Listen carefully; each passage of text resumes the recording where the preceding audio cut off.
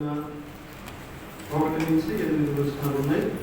మొదటిగా సహోదరుడు చదువుతాడు. మాటలు మనందరం కూడా బెదిరికి మించి చదవడానికి ప్రయత్నం చేద్దాం. 129వ కీర్తన. ఇశ్రాయేలు ఇట్లా నేను నా యవ్వన కాలము మొదలుకొని పగవారు నాకు అధిక బాధలు కలుగు చేయించు వచ్చిరి. నా యవ్వన కాలము మొదలుకొని నాకు అధిక బాధలు కలుగ చేయించు వచ్చిరి.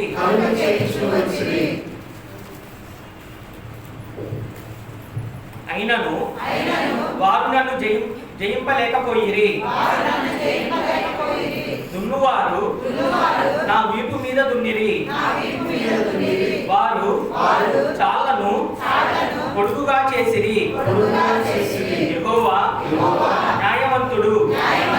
బలహీనులు భక్తిహీనులు కట్టిన తాళ్ళు ఆయన తెంపి ఉన్నాడు.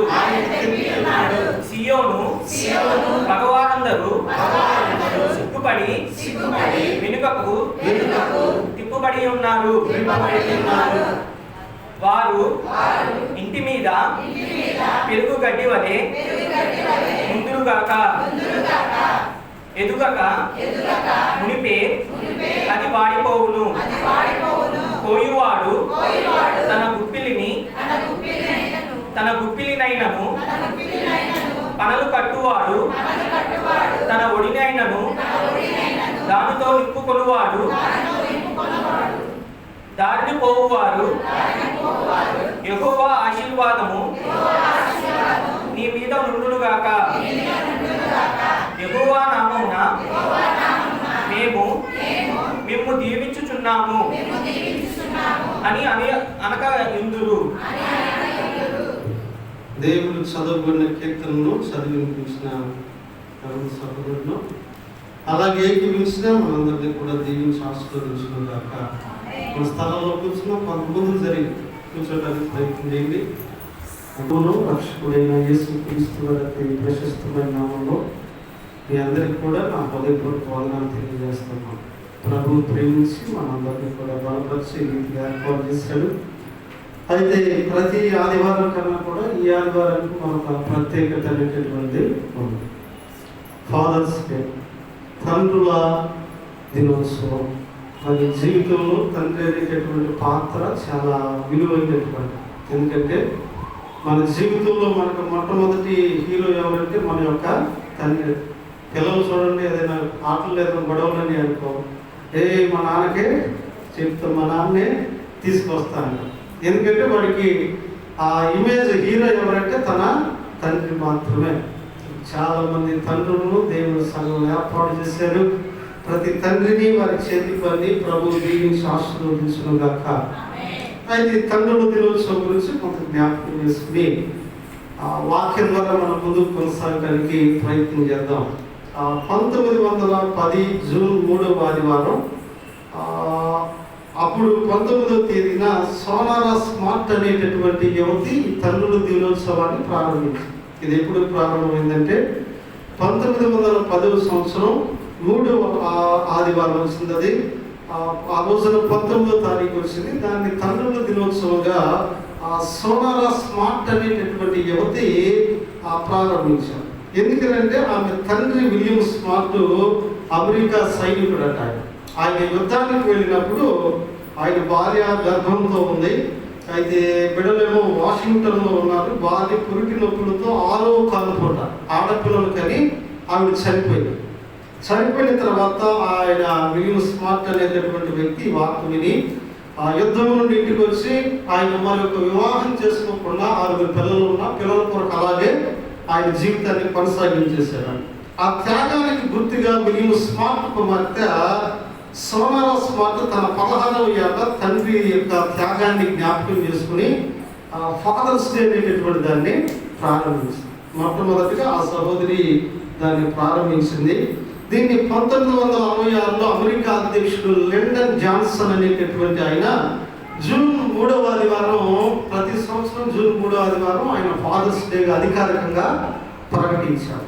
ఇది పాశ్చాత్య దేశాల్లో జరిగేది, జరుపుకునేవారు. ఈ రోజున తండ్రిని సన్మానించడమో, ఆయనకి ఏదైనా ప్రత్యేకమైన గిఫ్ట్ ఇవ్వడమో, కుటుంబం కొరకు పడిన ప్రయాసాన్ని జ్ఞాపకం చేసుకుని ఫెలిసిటేట్ చేయటం, ఆ రీతిగా జరుగుతూ ఉండేది. దాని అధికారికంగా అక్కడ ఆయన లిండన్ జాన్సన్ అనే అమెరికా అధ్యక్షుడు 1966 1966లో అధికారికంగా ప్రకటించాడు. అందరూ కూడా దాన్ని ఆచరిస్తున్నాడు. కాలక్రమేణా మన దేశం కూడా వ్యాపించింది. ఇక్కడ కూడా ఆ తండ్రిని జ్ఞాపకం చేసుకున్నటకు, త్యాగాన్ని గుర్తు చేసుకుంటూ చాలా సంతోషకరం. కానీ ఈ రోజున చాలా మంది వారి భార్యలతోనూ స్నేహితులతోనూ కొన్ని కుటుంబాలుగా కూడుకుని వారి తండ్రులను జ్ఞాపకం చేసుకుంటారు. వారి కుటుంబం కొరకు పడిన ప్రయాసను జ్ఞాపకం చేసుకుంటారు. మరి చాలా మంచిది. అడవికి రాజు సింహం అయితే కుటుంబానికి రాజు తండ్రి.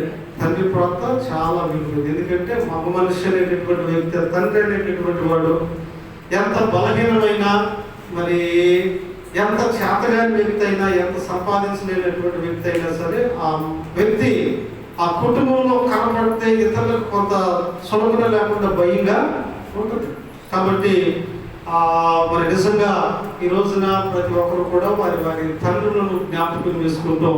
చాలా సంతోషం. కొంతమంది తండ్రులు సజీవంగా ఉన్నారు, మరి కొంతమంది తండ్రులు సజీవంగా ప్రేమించి మా తండ్రి కూడా మరి జీవించలేకపోయినప్పటికీ కూడాను ఆయన ప్రభు చేత ఉన్నాడు.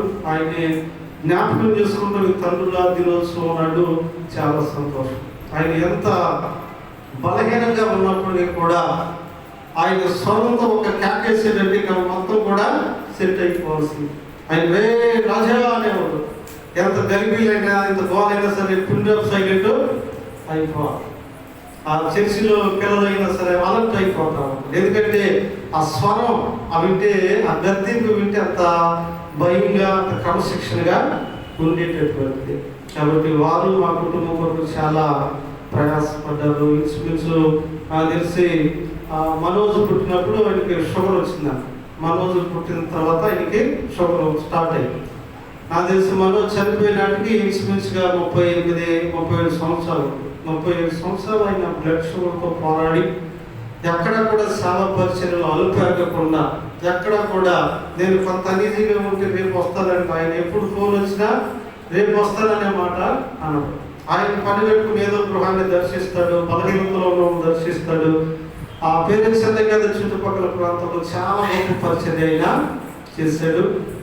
ఆయన్ని జ్ఞాపకం చేసుకుంటూ నాకు కూడా మరొకసారి మరింత సంతోషం. అయితే మనకు 3 రకాలైనటువంటి తండ్రులు ఉంటారు. ఎంతమంది తండ్రులు ఉంటారంట? 3 రకాలు. మొదటి తండ్రి హెవెన్లీ ఫాదర్, పరలోకపు తండ్రి. మన పరలోక ప్రాంతంలో కూడా ఏం చేస్తాం? పరలోకమందున్న మా యొక్క తండ్రి అంటాం. పరలోకమందున్న మీ యొక్క తండ్రి అని అనం. ఆయన మనందరికీ కూడా తండ్రి. రెండవదిగా ఎర్త్లీ ఫాదర్, భూలోకంలో మనకు ఒక తండ్రి ఉంటాడు. అంటే మనలో కన్నటువంటి వాడు. ఒక్కొక్కరి తండ్రి ఒక్కొక్కలాగా వారి బిహేవియర్స్ కానీ వారి పద్ధతులు. మూడవ తండ్రి స్పిరిచువల్ ఫాదర్, అంటే ఆత్మీయ తండ్రి. ఆయనేమో పరలోకపు తండ్రి, ఈయనేమో భూలోకపు తండ్రి. మూడవ ఆయన స్పిరిచువల్ తండ్రి. మీ ఆత్మీయ తండ్రి ఎవరని కొంతమందిని అడుగుతారు. అంటే మీ సేవకులు ఎవరు, ఆత్మీయంగా నిన్ను బలపరిచిన ఆయన ఎవరు అని అడుగుతూ ఉన్నారు. 3 రకాలైనటువంటి తండ్రులు మనం ఈ లోకంలో చూస్తూ ఉన్నాం. ఎందుకంటే అమ్మ అని ఎవరినైనా పిలవచ్చు, కానీ నాన్న అని మనం ఎవరిని పడితే వారిని పిలవలేము. ఆ పిలుపుకు అందరికీ సెట్ అవదు, కేవలం ఆయన మాత్రమే పిలవగలం. కాబట్టి 3 రకాలైనటువంటి తండ్రులు ఈ లోకంలో మనం చూస్తున్నాం. 1 పరలోకపు తండ్రి, 2 భూలోకపు తండ్రి, 3 ఆత్మీయ తండ్రి. Heavenly father, earthly father, spiritual father. అయితే కుటుంబంలో తండ్రి కుటుంబ బాధ్యతను, భారాన్ని భరిస్తాడు. చాలా మంచిది. ఈ సమయంలో పరలోకపు తండ్రి యొక్క లక్షణాలు ఏంటి? పరలోకపు తండ్రి మనం కలిగినట్లయితే, ఆయన బిడ్డలుగా జీవించినట్లయితే మన జీవితం ఎలా ఉంటుందో కొన్ని విషయాలు జ్ఞాపకం చేస్తాను. హెవెన్లీ ఫాదర్ గురించి, ఈ ఫాదర్స్ డే రోజున ఆత్మీయ తండ్రిని గురించి, లేదంటే పరలోకపు తండ్రిని గురించి కొన్ని విషయాలు మనం జ్ఞాపకం చేసుకుందాం. పరలోకపు తండ్రికి ఉండేటటువంటి కొన్ని లక్షణాలు మనం జ్ఞాపకం చేసుకుంటే, పిల్లల ఎడల ఆయన మొదటిగా జాలి పడతాడు. పరలోకపు తండ్రి తన పిల్లల యొక్క ఏం చేస్తాడంట? జాలి పడతాడు. కీర్తన గ్రంథము 103వ అధ్యాయము 13వ వచనం చదువుకుందాం. చూడండి, కీర్తన గ్రంథము 103వ అధ్యాయము. తండ్రి తన కుమారుని ఎడల జాలి పడినట్లు యెహోవా తన యందు భయభక్తులు గల వారి ఎడల జాలి పడును. చాలు. ఒక తండ్రి తన పిల్లల ఎడల ఎలాగైతే జాలి పడతాడో అలాగే పరలోకపు తండ్రి కూడా తన పిల్లల ఎడల ఏం చూపుతాడట? జాలి అనేటటువంటి చూపుతాడు. ఎందుకంటే తండ్రి ఎంత కోపించినా సరే తన పిల్లల పట్ల ఏం చూపుతాడు? జాలి చూపుతాడు. ఎంత గద్దించినా రాత్రి అయ్యేసరికి భార్యను అడుగుతాడు, ఏమమ్మా అబ్బాయి వచ్చాడా, ఆయన అన్నం తిన్నాడా అని యోగక్షేమాలు కనుక్కుంటాడు. అలాగే మన పరలోకపు తండ్రి కూడా అంట మన ఎడల జాలి అనేటటువంటిది చూపుతాడు. ఎన్నిసార్లు ఆయన మాట వినకపోయినా, ఎన్నిసార్లు ఆయనకు లోబడకపోయినప్పటికీ కూడాను ఆయన మాత్రం మనలను విడిచిపెట్టక మన ఎడల జాలి అనేటటువంటి దాన్ని ఆయన చూపుతాను అన్నాడు. మరి ఆయన చాలా జాలి కలిగినటువంటి వాడు. ఆయన ఎవరినైనా సరే రమ్మని అన్నాడు, కానీ ఎవరిని కూడా ఆయన పొమ్మని అనలేదు. ఆయన లోబడినని జనుల వైపు తన 2 చేతులు చాచి రమ్మని పిలుస్తున్నాడు. మన ఎడల జాలి చూపుతున్నాడు. మరి రోజు ఇంకా మనం సజీవులుగా ఉన్నాం, క్షేమంగా ఉన్నాం, దేవుని ఉగ్రతకు లోన ఉన్నటువంటి వారిగా ఉన్నామంటే కేవలం ఆయన మన పట్ల చూపిస్తున్నటువంటి జాలి మాత్రమే. ఆయన జాలికి కానీ మన పట్ల చూపించినట్లయితే క్షణమంగళము ఈ జీవితంలో ఎప్పుడూ మనము మటుమాయమైపోయేవాళ్ళం. కాబట్టి మొదటిగా ఇదిగో ఆ తండ్రికి ఉన్నటువంటి లక్షణం ఏమిటంటే తన పిల్లల ఎడల ఏం చూపుతున్నాడంటే జాలి అనేటటువంటిది చూపుతున్నాడు. రెండవదిగా మంచి తండ్రి యొక్క లక్షణం మరొకటి ఏమిటి అంటే తండ్రి తన పిల్లలను ఏం చేస్తాడంటే శిక్షిస్తాడు. ఆయన జాలి చూపుతున్నాడు అన్నాడు. రెండవదిగా ఆయన ఏం చేస్తాడంటే ఆ తండ్రి శిక్షిస్తున్నాడు అన్నాడు. చూడండి, సామెతల గ్రంథం the book of proverbs chapter 3 3వ అధ్యాయము వర్సెస్ 12 వచనం చదువుకుందాం. తండ్రి తనకిష్టమైన కుమారుని గద్దించు రీతిగా యెహోవా తాను ప్రేమించు వారిని గద్దించును. దేవునికి స్తోత్రం చెల్లిద్దాం. హల్లెలూయా, ఆమేన్, హల్లెలూయా. ఒకరి తండ్రి తనకిష్టమైన కుమారుని ఏం చేస్తాడంట? గద్దిస్తాడు. అబ్బాయి ఆ పద్ధతి మంచిది కాదు, లేకపోతే అది మంచిది కాదు, అలా ఉండటం మంచిది కాదు, అలా వెళ్ళటం మంచిది కాదు, అలా నడవటం మంచిది కాదని ఎలాగైతే గద్దిస్తాడో ఆ పరలోకపు తండ్రి కూడా మనల్ని కొన్ని విషయాల్లో ఏం చేస్తాడంట? గద్దిస్తాడు, లేకపోతే శిక్షిస్తాడు. ఎందుకంటే ఆ గద్దింపులకు లోబడినటువంటి వారు ఎవరు కూడా బాగుపడరు. ఆ పై వరుసలో అంటాడు కదా, నా కుమారుడా యెహోవా శిక్షను తృణీకరించవద్దయ్యా, ఆయన గద్దింపునకు విసుకోవద్దు అన్నాడు. ఆయన గద్దించినప్పుడు ఆ గద్దింపునకు నువ్వేం చేయొద్దు? విసుకోవద్దు. ఏంటి, నేను కూడా ఒకప్పుడు మా తండ్రి గారిని అలా తీసుకున్నాను. ఇంట్లో నలుగురు ఎక్కువ నన్నే తిట్టేవాడు, నా మీదే కోప్పడేవాడు, నా గురించే మైక్లో చెప్పేవాడు. ఏంటి పొద్దుగోకులు ఇంటికి 4 పిల్లలు ఉంటే నేనే కనపడుతున్నాను, నన్నే గద్దిస్తున్నాడు, నన్నే ఇసుకుంటాడు, నా మీదే కోప్పడతాడు అనుకున్నాను. కానీ ఆ గద్దింపు ఆ విసుకన్నీ కూడా మేలుకే, మంచికే, అంతేకాని ఏదో తృణీకరించాలని తీసివేయాలని ఎంత మాత్రం కూడా కాదు. మంచి తండ్రి తన పిల్లలను ఏం చేస్తాడంటే శిక్షిస్తాడంట. 13వ అధ్యాయం 1వ వచనంలో కూడా అంటాడు కదా, సామెతల గ్రంథం 13వ అధ్యాయం, తండ్రి శిక్షించిన కుమారుడు చాలు జ్ఞానము కలిగిన వాడు. తండ్రి చేత శిక్షించేటటువంటి కుమారుడు ఏమవుతాడంట? జ్ఞానం కలిగిన వాడు. అందుకే మన పిల్లలను అప్పుడప్పుడు ఏం చేయాలంటే గద్దించాలి. బైబిల్లో ఉంది, పిల్లల విషయంలో బెత్తము వాడాలి. వాడికి సొరక తగలాలి, దెబ్బ తగలాలి, లేకపోతే వాడు లోబడడు, మూర్ఖుడిగా మారిపోతాడు. బైబిలే చెప్పింది. తండ్రి శిక్షించిన కుమారుడు ఏమవుతాడట? జ్ఞానం కలిగిన వాడు అవుతాడు. కాబట్టి అప్పుడప్పుడు పిల్లలకు భయం చెప్తుండాలి, గద్దిస్తా ఉన్నారు. కొంతమంది ఎక్కువ పేపరింగ్ చేస్తారు, ఎక్కువ గారాబం చేస్తారు. ఆ అధికారము రేపు జీవితంలో వారు దెబ్బతినేలాగే చేస్తుంది, కానీ మేలుకరంగా ఏమి కూడా ఉండదు. ఈ మధ్య ఒక సహోదరి మా ఇంటికి వచ్చింది. మా ఇంటికి వచ్చినప్పుడు ఆ బిడ్డ ఒక చిన్న సాక్ష్యం చెప్పింది. వాళ్ళ తండ్రి ఎంతగా ప్రేమిస్తాడంటే ఆ పొద్దులు కూడా పిల్లలు నాకు ఏదో వీడియో చూపించారు. తల్లి బిడ్డల్లాగా లేరు, స్నేహితుల్లాగా వాళ్ళ పిల్లలతో ఒకళ్ళు కలిసి డ్యాన్స్ వేసుకుంటూ వంటలు వండుకుంటూ అంత ప్రేమ ఆప్యాయతలుగా ఉన్నారు. అయితే ఆయన శిక్షించాలని ఎలా ఉందో చెప్పింది. చాలా చిన్నపిల్లప్పుడంట ఆ అమ్మాయి ఇంచుమించు 3వ తరగతి లేకపోతే 4వ తరగతి ఆ ఏజ్లో చాలా చిన్నపిల్లగా ఉన్నప్పుడు ఆ అమ్మాయి ఎవరిదో స్కూల్ యానివర్సరీ ఫంక్షన్ ఉంటే ఆ ఫంక్షన్కి వేరే వాళ్ళ యానివర్సరీ ఫంక్షన్ రమ్మంటే వెళ్ళింది. వెళితే ఇంటికి వచ్చేసరికి బాగా లేట్ అయిపోయింది, 11:30 ఆ టైం అయింది. అయితే ఇంటికి వచ్చింది, చక్కగా పడుకుంది. ఉదయాన్నే లేచి బ్రష్ చేస్తుంది. లేట్గా పడుకుందిగా, లేట్గా లేచి బ్రష్ చేస్తుంటే వాళ్ళ నాన్న ఒక ఎంప్లాయీ, ఆయన కింద కొంతమంది కూలీ పనివారు ఉంటారు. ఆ తెల్లారే కూలీ పని వారికి డబ్బులు ఇస్తా ఉన్నారు. ఈ అమ్మాయి అప్పుడే బ్రష్ నోట్లో పెట్టి పడుకుంటూ బయటకు వస్తే రాత్రి ఆ ఫంక్షన్కి తీసుకెళ్ళినా ఉంది కదా, అమ్మ రాత్రి లేట్ అయింది కదా, ఇంట్లో వాళ్ళు ఏమన్నా అన్నారా అన్నారు. అనగానే ఈయనకి ఏం అర్థం కాదు, వెళ్ళిందని తెలుసు కానీ ఆవిడ ఆ మాటని వెళ్ళిపోయింది. అయితే ఆ పని వాళ్ళందరి ముందు అభిమాని పిలిచాడంట. పిలిచి తల్లి రాత్రి ఎక్కడికి వెళ్ళేవని అడిగాడు. అడిగితే ఇట్లా ఫంక్షన్ అని వెళ్ళాడు, లేట్ అయిందని. ఆ పనులు అందరి మీద లాగి పెట్టి కొట్టాడు. కొడితే అంత ప్రేమగా చూసుకునే బిడ్డ, చిన్న బిడ్డ, కొడితే ఒక్కంత కంది 5 ఏళ్ళు ఉంటాయి, 5 ఏళ్ళు అచ్చంతే పడిపోయినాడు.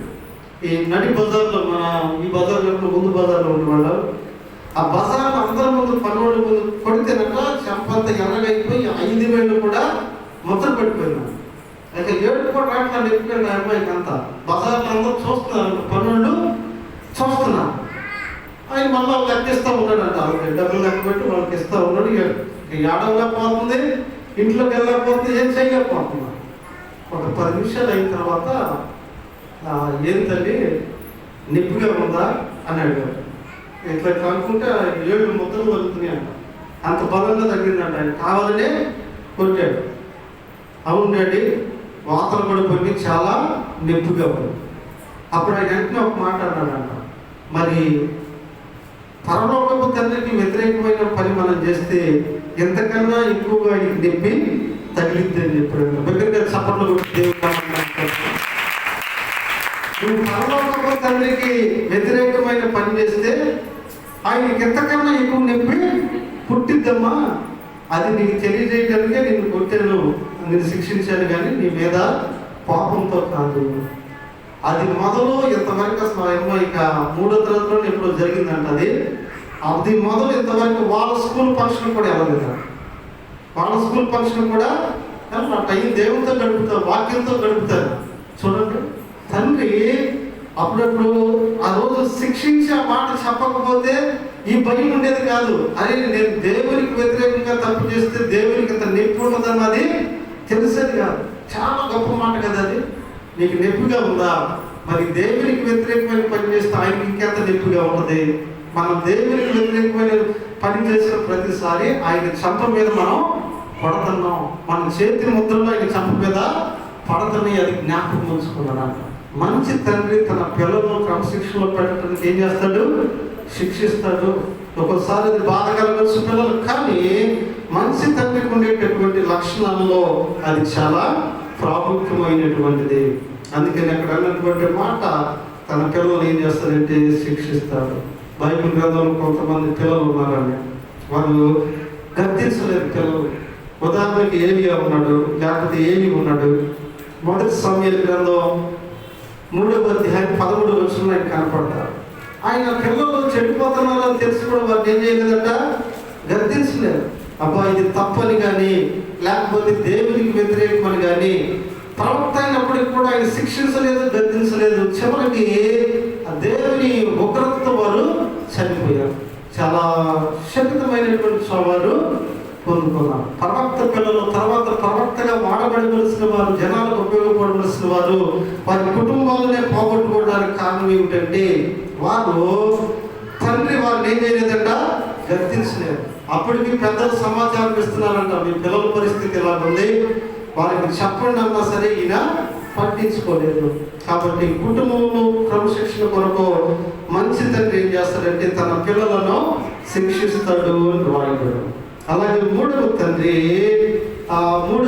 తండ్రి మనకి ఏం చేస్తాడంటే మన అక్కరతలు కూడా ఆయన తీరుస్తాడు. మత్తయి సువార్త 6వ అధ్యాయము The Book of Matthew chapter 6 verses 8 6-8 గాని మనం జ్ఞాపకం చేసుకుంటే అక్కడ ఒక మాట రాయబడి ఉంది కదా, మీరు మీ తండ్రి అడగక మునిపే మీకు అక్కరగా ఉన్నవేవో ఆయనకి తెలియచేయుడి.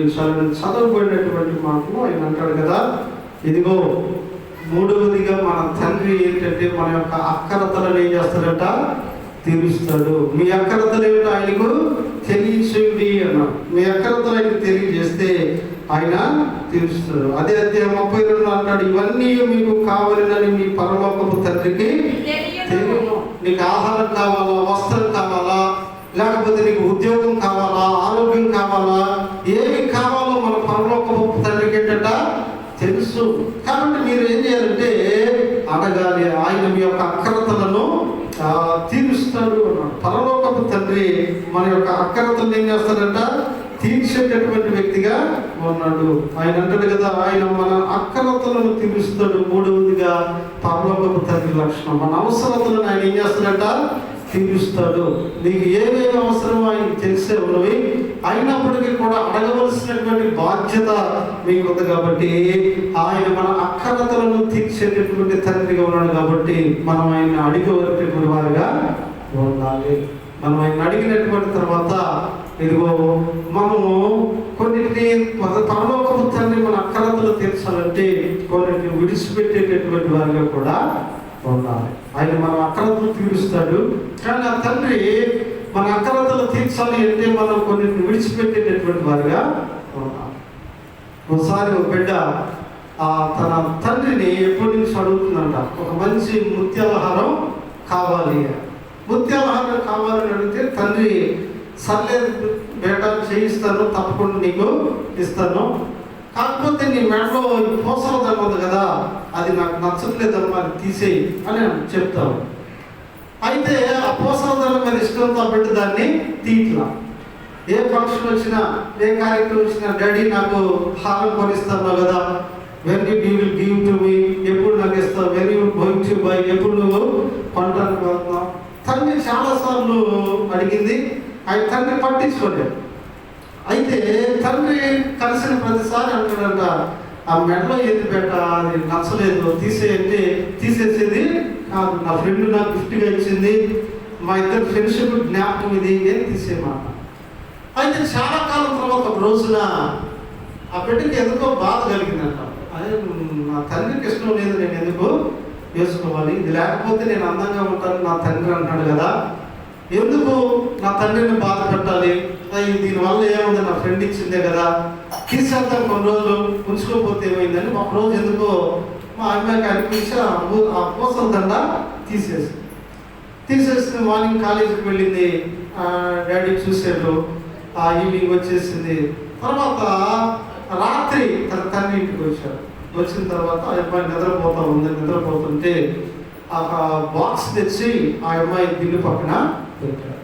నిద్రలో అమ్మాయికి బాక్స్ తగిలి వెలుగు వచ్చి ఏంటి అయిందని ఆ లైట్ అయిన చేసి ఓపెన్ చేసి చూస్తే అందులో ఎప్పటి నుంచో అడుగుతున్నటువంటి ఆ ముత్యాలహారం, విలువైనటువంటి ముత్యాలహారం ఆ బాక్స్లో ఉంచబడి ఉంది. అరే ఇదేప్పుడు మా డాడీ కొన్నాడు, ఎప్పుడు నుంచి అడుగుతున్నాను కదా, ఎప్పుడు తెచ్చాడు అని ఆ బాక్స్ తీసుకుని తన తండ్రి రూమ్లోకి వెళ్ళి, daddy thank you so much, నాకు ఎప్పటి నుంచో వేసుకోవాలని ఉంది, ఎన్నాళ్ళకి నాకు కళ జ్ఞాపించావు, ఎప్పుడు కొన్నావు డాడీ అన్నప్పుడు, అమ్మ అది నేను కొని కూడా ఇన్సుమిన్సుగా ఒక 1.5 year అయిపోతుంది, సంవత్సరాల క్రితమే నువ్వు అడిగిన మొదటి రోజే దాన్ని నేను కొన్నాను. మరి అయితే ఇన్ని రోజులు నాకు ఎందుకు ఇవ్వలేదు డాడీ, ఇన్ని రోజులు ఎందుకు హైట్ చేసావంటే, అమ్మ నువ్వు ఎప్పుడైతే ఆ పూసల ధర తీర్తావో ఆ రోజు ఇవ్వాలని నేను దాన్ని దాచిపెట్టాను అన్నాడు. దేవుని స్తోత్రం, హల్లెలూయా హల్లెలూయా. అలాగే మనం ప్రభువుని ఏదైనా అడిగినప్పుడు ప్రభు మనకి ఇవ్వాలంటే తీసివేసినప్పుడు ఆ తండ్రి మన అక్కరత తప్పకుండా తీరుస్తాడు. మనం ప్రభువుని అడుగుతున్నాం, కానీ ప్రభువుకు విరోధమైన పోషణలో చాలా ఉన్నాయి. అదే ఆ తండ్రికి నేను గుర్తురాడగా నన్ను పట్టించుకోలేదు అనుకుంటున్నాం, కానీ ఆ తండ్రి ఒక మాటలో చెప్పాలంటే తన యందు భయభక్తులు గలవారి నిమిత్తం ఆయన దాచి ఉంచిన మేలు ఎంతో ఆల్రెడీ మేలు ఉంది, కానీ అది ఎందుకు మన దాకా రావట్లేదంటే ఆ తండ్రి వల్ల ఈ పోసలదండ తీస్తే ఆయన విలువైనది మనకి ఇవ్వాలని అక్కరతలు తీర్చట్లేదంట. అందుకనే ఇదిగో మూడవదిగా ఆయన మన అక్కరతలను తీర్చేటటువంటి తండ్రిగా ఉన్నాడు. ఆ తండ్రిని గురించి 3 విషయాలు జ్ఞాపకం చేసుకున్న 3 లక్షణాలు. మొదటిగా జాలి చూపుతాడు, రెండవదిగా శిక్షిస్తాడు, మూడవదిగా అక్కరతలు తీరుస్తాడు, నాలుగవదిగా క్షమిస్తాడు అంట. తండ్రి ఏం చేస్తాడు? క్షమిస్తాడు. మత్తయి సువార్త the book of Matthew chapter 6 6వ అధ్యాయం 14-15 వచనాలు చూసుకుంటే అక్కడ తండ్రి తప్పిపోయి తిరిగి వచ్చిన కుమారుడు ఏం చేస్తున్నాడు? క్షమిస్తున్నాడు. బిడ్డ అడుగుతాడు కదా, తండ్రి ఈ ఒక్కసారికి నన్ను క్షమించు, ఇదిగో నీ బిడ్డలో ఒకడిగా కాకుండా నీ పనుల్లో ఒకడిగా ఉంచుకోయి అంటే ఆ తండ్రి బిడ్డను హత్తుకుని నిన్నెప్పుడు నేను క్షమించాను, నువ్వు ఎప్పటికీ నా బిడ్డవే, నా పనివాడివేంట్రా, నా ఆస్తులు నువ్వు వారసుడివి, ఇంట్లో వారసుడివి. ఆ బిడ్డను ఏం చేస్తాడు? క్షమిస్తాడు. అలాగే మన పరలోకపు తండ్రి కూడా ఏం చేస్తాడు అంటే క్షమిస్తాడు అంటున్నాడు. ఏం క్షమించాడు? మన పాపములను ఆయన క్షమించాడు. ఎంతగా క్షమించాడంటే బైబిల్లో చోట అంటాడు, పడమటికి తూర్పు ఎంత దూరమో మన పాపములను ఆయన అంత దూరం పరిచి ఉన్నాడు. మన పరలోకపు తండ్రి మనల్ని క్షమించేటటువంటిది. ఆయన క్షమిస్తేనే కదా మన యోగ్యత, ఆయన క్షమిస్తేనే కదా ఇంకా ఈ రీతిగా మనగడ కొనసాగుతుంది. ఆయనే క్షమించినట్లయితే అయ్యో ఆయన బిడ్డలుగా ఉండటం మనం ఎంత మాత్రం కూడా ఆ వారసులమో కాదే, ఆయన బిడ్డలుగా చెప్పుకోవడానికి అనుభవం కాదే. కాబట్టి నాలుగవదిగా పరలోకపు తండ్రి లక్షణాలు ఏంటంటే ఆయన క్షమిస్తాడు తన బిడ్డలైన. పలుమార్లు మనము వైదొరిగిన పాటలో చాలా వివరంగా రాశాడు.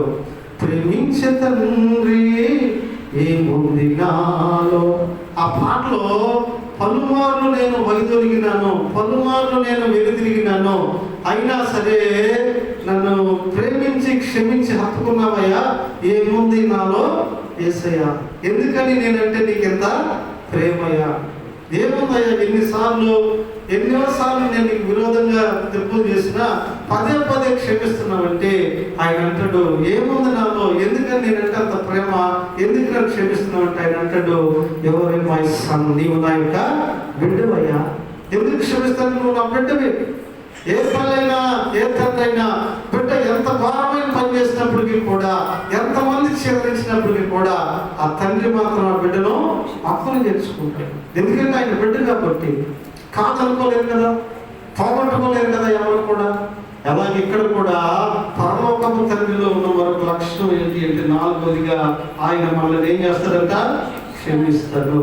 ఐదవదిగా మరొక లక్షణం ఏంటంటే ఆయన మనల్ని పోషిస్తాడు అంట. అదే మత్తయి సువార్త 4వ అధ్యాయము 26వ వచనాన్ని జ్ఞాపకం చేసుకున్నట్లయితే ఆకాశ పక్షులు చూడుడి, అవి విత్తవు కోయవు, కోటలో కూర్చుకొనవు, అయినను నీ పరలోకపు తండ్రి వాటిని పోషించుచున్నాడు, మీరు అంతకంటే శ్రేష్ఠులు కదా అంటారు. ఎంత గొప్ప మాట అండి. మన పరలోకపు తండ్రిలో ఉన్న 5వ లక్షణం ఏమిటంటే ఆయన వాళ్ళని ఏం చేస్తారంట? పోషిస్తాడు. ఇదిగో ఆకాశ పక్షులు చూడండి, విత్తవు కోయవు నాటవు, కొట్టలో ధాన్యం కూర్చుకోను, ఏ రోజు వాడికి ఆహారం ఇచ్చి పోషిస్తున్నటువంటి దేవుడు అంతకంటే శ్రేష్టమైనటువంటి నిన్ను పోషించడా అని అడుగుతున్నాడు. మన పరలోకపు తండ్రి మనల్ని ఏం చేస్తున్నాడు? పోషిస్తున్నాడు. ఈరోజు చేతి పనున్నా లేకపోతే అన్ని అప్పులు అధికంగా ఉన్నప్పటికీ కూడా ఆయన మనల్ని 3 పూటలో పోషిస్తున్నాడు, కానీ ఎవరిని కూడా ఆయన ఫస్ట్ పట్టదు. ఎవరికి నేను చెప్పగలను ఈరోజు అయ్యా నాకు అప్పులు ఎక్కువగా ఉన్నాయి, నేను పోషించబడలేకపోతాను, రోజు ఒక్క పూటే నేను తినగలుగుతున్నాను చెప్పగలిగేవారు ఎవరైనా ఉన్నారా? లేదు. ఏదో ఒక దాంతో మనకు పోషణ అనేటటువంటిది గడిచిపోతుందే కానీ దేవుడు ఎవరిని కూడా పోషిస్తున్నాం. ఎవరైనా ఉంటే ఫాస్టింగ్ ఉన్నారేమో, హెల్త్ బాగా లేకున్నారేమో, కానీ కుటుంబంలో బియ్యం లేక, ఉప్పు లేక, సరుకులు లేక నేను ఉపవాసం ఉండవలసిన పరిస్థితి వస్తుందని చెప్పగలిగే వారు ఎవరు లేదు. ఎవరో ద్వారా ఏదో ఒక రీతిగా మన పరలోకపు తండ్రి ఏం చేస్తున్నాడు? పోషిస్తానే ఉన్నాడు. ఐదవదిగా మన పరలోకపు తండ్రి యొక్క లక్షణం ఏమిటంటే ఆయన మనల్ని పోషిస్తాడట. అరణ్యంలో 40 సంవత్సరాలు వారిని పోషించాడు. కోరుకున్న తిండి పెట్టి వారికి కావలసిన నుంచి ప్రభు ఏం చేశాడు? పోషించాడు. సాయపతి విధవరాలను 3.5 సంవత్సరాల కరువులో ఏం చేశాడు? పోషించాడు. ఆయన పోషించేటటువంటి దేవుడు. ఇది ఈ లోకంలో ఈ భూలోకపు తండ్రులకి వారి కుటుంబంలో వారు భారం అవుతారేమో కానీ పరలోకపు తండ్రికి మనం ఎప్పుడు కూడా భారం కాదు. ఆయన పోషిస్తూనే ఉంటాడు. ఎన్ని సాక్ష్యాలు విన్నాను ఈ పోషణ గురించి అంటే, ఆ కరోనా 2 సంవత్సరాలు కూడా ఎంతమంది చెప్పారు, 5 నెలల పనికి వెళ్ళలేదయ్యా, దేవుడు మమ్మలను పోషించాడు. ఆ పని కూడా పోయిందయ్యా, సంవత్సరం పాటు ఎలా తిన్నామో ఎలా పెరిగామో ఆ దేవుడే అంతా చూసుకున్నాడు. చూడండి, పోషించేటటువంటి దేవుడు ఆయన. మనకు కావలసినవి మనకిచ్చి పోషించేటటువంటి తండ్రి అయి ఉన్నాడు. ఇప్పటికి 5 విషయాలు జ్ఞాపకం చేసుకున్నాం. పరలోకపు తండ్రి చేసేటటువంటివి ఏంటంటే, పరలోకపు తండ్రి పిల్లల ఎడల జాలి చూపుతాడు, శిక్షిస్తాడు, అక్రమతలు తీరుస్తాడు, క్షమిస్తాడు, పోషిస్తాడు. మరి 6వదిగా మనం జ్ఞాపకం చేసుకుంటే పరలోకపు తండ్రి తన పిల్లలను కాపాడుతాడు. తన పిల్లలు ఏం చేస్తాడు? కాపాడుతాడు. చూడండి, కీర్తన గ్రంథం 121వ అధ్యాయము 7 The book of Psalms 120. ఏ అపాయము రాకుండా యెహోవా నిన్ను కాపాడును. చాలండి, పరలోకపు తండ్రి యొక్క గొప్ప లక్షణం 6వదిగా ఏంటంటే, ఏ అపాయం రాకుండా కూడా ఆయన మనల్ని ఏం చేస్తాడంట? కాపాడుతాడు. మరి నిజంగా తండ్రికి ఉన్న మరొక లక్షణం ఏంటంటే, అపాయం రాకుండా ఆయన ఏం చేస్తాడంట? నిన్ను కాపాడుతాడు. ఏ అపాయం రాకుండా నీ పట్ల ఆయన ఏం చేస్తాడంటే ప్రొటెక్టర్గా కాపాడటానికి ఆయన ఎప్పుడు కూడా సిద్ధంగా ఉంటాడు. ఎందుకంటే మరి యెహోవా నిన్ను కాపాడువాడు, నిన్ను కాపాడువాడు కొనుకడు, నిద్రపోడు అని దేవుని వాక్యం. కాబట్టి ఆ తండ్రి యొక్క మరొక లక్షణం ఏమిటంటే ఆయన కాపాడుతాడు. దేని నుంచి అంటే అపాయం రాకుండా ఆయన ఏం చేస్తాడు? కాపాడుతాడు. తన బిడ్డలు క్షేమంగా ఉండాలని, తన బిడ్డలు ఆరోగ్యంగా ఉండాలని. చూడండి ఎంత జాగ్రత్తగా పిల్లలు కాపాడుకుంటారంటే, ఒక్కొక్క తండ్రి ఆయన చిరిగిపోయిన బట్టలు వేసుకుంటాడు, కానీ పిల్లలకు మాత్రం మంచి ఇస్త్రీ బట్టలు ఉంటాడు, కొత్త బట్టలు ఇవ్వటాడు. ఏ కుటుంబంలో అయినా చూడండి, తండ్రి పాత్ర ముందు ఎప్పుడు కూడా తండ్రి కొత్త బట్టలు కొనుక్కోడు. పిల్లలందరికీ కొనిచ్చిన తర్వాత ఆయన కొనుక్కోవడానికే ప్రయాసపడతాడు. ఎందుకంటే పిల్లలను ఆ రీతిగా ఏం చేస్తాడు? కాపాడుకుంటూ ఉంటాడు. పిల్లల కొరకు త్యాగం చేస్తూ ఉంటాడు. పిల్లల కొరకు రేయి పగలు కష్టపడుతూ ఉంటాడు. ఎందుకంటే వారిని కాపాడాలి, ఎందుకంటే వారిని సంరక్షించాలన్నటువంటి ఉద్దేశంతో. మరి అక్కడ అదే అన్నాడు కదా, ఇదిగో ఆయన ఏ అపాయం రాకుండా తండ్రి నిన్ను కాపాడుతాడు, నిన్ను కాపాడేవాడు. ఇదిగో ఆయన పాదము తొట్టెల్లో నీకుండా నిన్ను కాపాడుతూనే ఉంటాడు.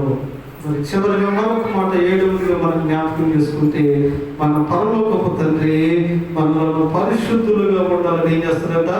కోరుకుంటాడు. మొదటి సామ్యుల గ్రంథం 3వ అధ్యాయము 3వ అధ్యాయము 12-13 వచనాలు జ్ఞాపకం చేసుకుంటే, ఏలియా యొక్క ఇంటి వారిని గురించి నేను చెప్పినదంతయు వారి మీదకి రప్పింతును, దాని చేయి మొదలుపెట్టి దాని ముగింతును, తమ కుమారులు తమము శాపగ్రస్తులుగా చేసుకుని తాను ఎరిగి వారిని అడ్డగించలేదని కనుక అతని ఇంటికి నిత్యమైనటువంటి శిక్ష. చాలు అక్కడ అంటాడు కదా, నేను తెప్పిస్తానన్న కీడు వారి మీద తప్పక తెప్పిస్తాను. ఎందుకంటే తమ కుమారులు శాపగ్రస్తులు అవుతున్నారని తెలిసి కూడా వారిని ఏం చేయలేదట? అడ్డగించలేదు. కానీ పరలోకపు తండ్రట, నేను పరిశుద్ధులు కనుక నా పిల్లలు కూడా పరిశుద్ధులుగానే ఉండాలని కోరుకుంటున్నాను. పరలోకపు తండ్రి మనం పరిశుద్ధంగా ఉంచాలనుకుంటున్నారు, కాని పని ఏదైనా చేస్తాయి మళ్ళీ ఏం చేస్తున్నాడు, అడ్డుకుంటాడు. యోబు గ్రంథం చూడండి, చివరిగా మనం చదువుకుని ముగింపులకు వెళ్దాం. యోబు గ్రంథము 1వ అధ్యాయము 4-5 వచనం చేస్తే, తమ పిల్లల కొరకు పరిశుద్ధ బలులు అయినా అర్పించాడు. ఒకవేళ తమ పిల్లలు దేవునికి విరోధంగా ఏదైనా పాపం చేశారేమోనని వారి కొరకు ప్రార్థనలు, వారి కొరకట దహన బలులు యోబు అర్పించేటటువంటి ఆ తండ్రి చూడండి ఎంత గొప్ప పని చేస్తున్నాడు. ఒకవేళ దేవునికి విరోధంగా బిడ్డలే ఉన్నా పాపం చేశారేమో. కాబట్టి పరలోకపు తండ్రి కూడా 7వదిగా మనం పరిశుద్ధులుగా ఉండాలని కోరుకుంటా ఉన్నాడు. కాబట్టి ఫాదర్స్ డే దినాన దేవుని వాక్యం పరలోకపు తండ్రి గురించి జ్ఞాపకం చేస్తుందంటే, ఆయన జాలి చూపుతాడు, ఆయన శిక్షిస్తాడు, ఆయన ఇంకా జ్ఞాపకం చేసుకున్నట్లయితే ఆయన అక్రతలు తీరుస్తాడు. అంత మాత్రమే కాదు, క్షమిస్తాడు, మరి పిల్లలను పోషిస్తాడు, తన పిల్లలను కాపాడుతాడు, తన పిల్లలను పరిశుద్ధులుగా ఉంచుతాడు. మరి ఫాదర్స్ డే దినాన గొప్ప పరలోకపు తండ్రిని మనం కలిగి ఉన్నాం. ఎప్పటికైనా బిడ్డలుగా మనం జీవించడానికి ఇష్టపడితే ఆ పరలోకపు తండ్రి మన అక్కరతలు తీరుస్తాడు, మనం క్షమిస్తాడు, పోషిస్తాడు, భరిస్తాడు, మనల్ని పరిశుద్ధులుగా ఉంచుతాడు. నిజంగా ఈ ఫాదర్స్ డే దినాన మరి నిజంగా హెవీలీ ఫాదర్ మనకు ఎప్పుడు కూడా తోడుగా ఉన్నాడు. ఒకవేళ ఎటర్నలీ ఫాదర్, భౌతికపరమైన తండ్రి ఒకవేళ మనకు దూరం అయి ఉన్నప్పటికీ కూడా మన స్పిరిచువల్ ఫాదర్ మనం విడిచిపెట్టడు. ఆ స్పిరిచువల్ ఫాదర్ సహాయంతో ఆ హెవెన్లీ ఫాదర్కి ఎప్పుడు కూడా మనం దగ్గరగా ఉంటాం. హెవెన్లీ ఫాదర్కు దగ్గరగా ఆయన బిడ్డలుగా సాగుతున్న మన పట్ల ఇటు మేలులు కృప కలిగిన దేవుడు చూపించి బలపరిచి నడిపించునుగాక. చెప్పబడిన వాక్యం కొరకందరూ కూడా ప్రార్థన ద్వారా ముందుకు కొనసాగుతున్నాం. అవును తండ్రి, నీవు మా పరలోకపు తండ్రిగా ఉన్నాం. పరలోకపు తండ్రి మాకేం చేస్తాడు అంటే 7 లక్షణాలు జ్ఞాపకం చేసుకున్నాం. మా ఎడల జాలి చూపుతావని, మమ్మల్ని గద్దిస్తావు, అప్పుడప్పుడు శిక్షిస్తావని, మమ్మల్ని పోషిస్తావని, మా అక్కరతలు తీరుస్తావని. అయ్యా పరలోకపు తండ్రి అయినటువంటి నీవు అంత మాత్రమే కాదులే కానీ మమ్మల్ని పరిశుద్ధులుగా నీవు ఉంచుతావు. అవునయ్యా, ఒకవేళ ఈ భూ సంబంధమైనటువంటి తండ్రులు మాకు దూరమైనప్పటికీ కూడా యాజ్ ఎ స్పిరిచువల్ ఫాదర్ ద్వారా హెవెన్లీ ఫాదర్ అయినటువంటి నీతో ఎప్పుడూ కూడా సన్నిహితంగా ఉండటకు చక్కని కృపను దయచేస్తున్నందుకు వందనాలు ప్రభువా, నీకు స్తోత్రాలు స్తోత్రాలు. కృప కలిగిన దేవా, జ్ఞాపకం చేసుకున్నాను తండ్రి, జాలి కలిగిన దేవా, నీకు వందనాలు తండ్రి, స్తోత్రాలు స్తోత్రాలు స్తోత్రాలు.